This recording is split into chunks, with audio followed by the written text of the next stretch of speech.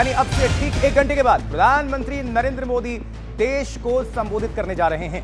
सूत्रों के मुताबिक पीएम मोदी पीओके को लेकर ऐलान कर सकते हैं, यानी कि पाक ऑक्युपाइड कश्मीर को लेकर ऐलान हो सकता है। सूत्रों से यह भी खबर मिल रही है कि पाक ने पीओके के अलावा कोई बात नहीं होगी, पाक से पीओके के अलावा कोई बात नहीं होगी। देखिए, इस सीज फायर के बाद और भारत पाकिस्तान तनाव के बाद पहली बार प्रधानमंत्री नरेंद्र मोदी देश को संबोधित करने जा रहे हैं। तो पाक से पीओके के अलावा कोई बात नहीं होगी, ये सूत्र बता रहे हैं। ऑपरेशन सिंदूर के बाद पहली बार प्रधानमंत्री नरेंद्र मोदी का देश के नाम संबोधन।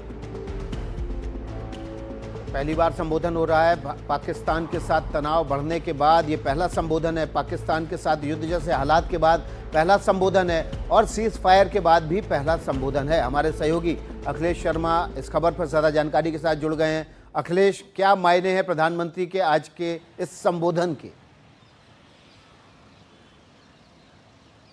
देखिए, पूरा देश सांसें रोक कर के इस बात की प्रतीक्षा कर रहा है कि पीएम मोदी अपने 8 बजे के संबोधन में क्या कहेंगे, क्योंकि जो कुछ उनको कहना था काफ़ी कुछ तो एक्शन के ज़रिए वो कह चुके हैं। जो पाकिस्तान को संदेश देना था वो दिया जा चुका है।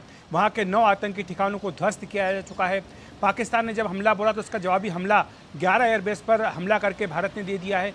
पीएम मोदी ने हमने देखा पिछले कुछ दिनों में कि उन्होंने फ्रंट से आकर के लीड किया है। हर चीज़ में फैसले करते समय वो आगे दिखाई दिए हैं और जिस तरह से उन्होंने स्पष्ट कर दिया था मधुबनी की अपनी सभा में कि जो लोग भी पहलगाम हमले के लिए जिम्मेदार हैं उन्हें मिट्टी में मिला दिया जाएगा, एग्जैक्टली वही हुआ।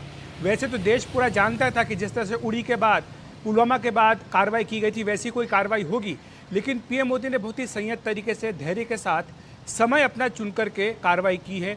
किसी दबाव में वो नहीं आए और इसलिए सरप्राइज का जो एलिमेंट था वो साफ तौर पर दिखाई दिया। दूसरी महत्वपूर्ण बात यह है विकास की जो पूरा फोकस रहा वो आतंकवाद के ऊपर रहा। पूरी दुनिया को भारत ये संदेश देने में कामयाब रहा कि उसका ये जो कार्रवाई थी ये आतंकवादी कार्रवाई के जवाब में कार्रवाई थी।